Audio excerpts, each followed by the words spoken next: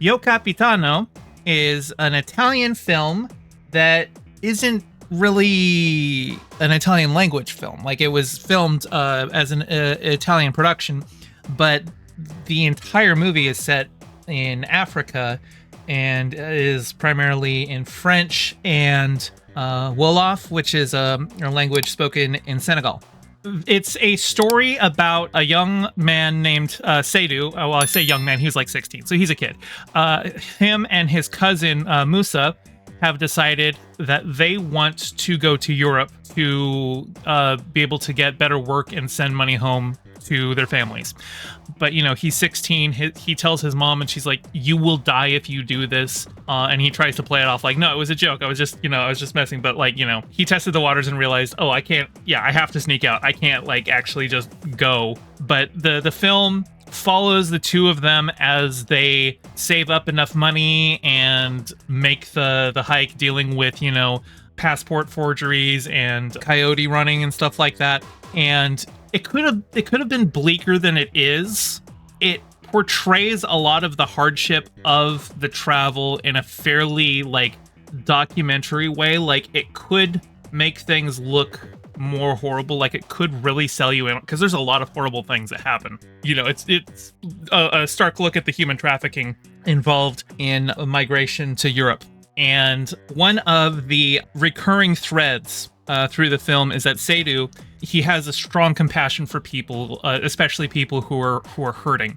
Multiple points throughout the film, he sees ways that people are just left to die.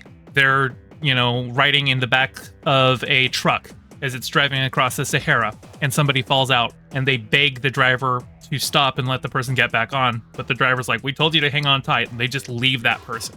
There's a point where they have to get out and walk, and an old woman starts getting blisters on her feet and can't keep going because they're walking through the desert, and the caravan is leaving her behind. And he wants to go. He gives her some water and stuff, but, like, everyone else is moving on, and if he stays, they'll both die. But every single time he has these connections with other people and these horrible things that he has to bear witness to, he will often, like, kind of go into a fantasy where he like the woman in the desert. He imagines that he goes back for her and picks her up, and she's as light as a feather, and he's able to carry her just by holding her hand, and she just floats behind him. Or he also imagines at one point that he's able to send a message to his mother, that letting her know that he's okay and alive, and he imagines himself following an angel flying back home to let her know, but the angel tells him that, you know, you can see her, but she won't be able to see you, and stuff like that. So there's you know, elements in the movie where they go into a more fantastical psychological element of it. Those scenes are usually, it's very obvious that that's what's going on eventually. The film is, I think, based on an amalgamation of different stories of West African migrants to Europe. And the movie's called Yo Capitano because at the end, he doesn't have enough money to get both him and his cousin on a boat. But because he's 16, the runners are willing to take less money if he agrees to captain the ship. Because as a minor, there's less legal liability if he gets caught. There's less, you know, they can't, like, compel him to, you know, give up other people, you know, like, just for criminal penalties, it's limited liability. So they force this kid to go and drive a boat, and he's never even been on the water before, but he is the captain. And because throughout the film, he has been trying to save people who are getting left behind, this whole situation with him as the captain, responsible for a whole ship of people who are crammed in, who are dealing with heat exhaustion, who are dealing with pregnancies and all this stuff. Like, now that he is in a position where he is the captain, Yo Capitano, as he says at one point, how he deals with, now that he has the responsibility to make sure that everyone can, to try and save everyone, how he deals with that. It's a really good movie.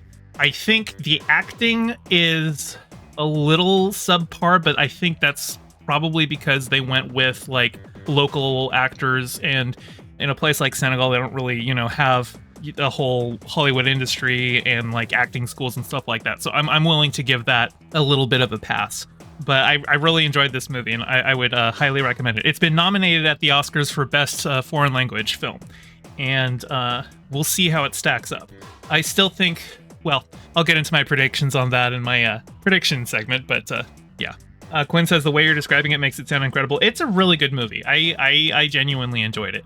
I thought it was going to go further into dealing with how they're treated once they get over to Europe, but that's not the film. The film doesn't tell that story. The film is telling the story of the journey, not of the treatment at the destination. But they do have, you know, these lofty ideas in their head of how once they make the journey to Europe and are with all these white people, the white people will want their autographs because they're the, you know, they don't see the African people, so we'll be famous over there, and, you know, things like that. And there are multiple points where people are warning them away from it, saying it's not like the movies. You've just been watching TV and you think things are so much better there, but they've got homeless living on streets and dying. It's colder up there. You know, it's not what you think it's going to be, so you shouldn't do it.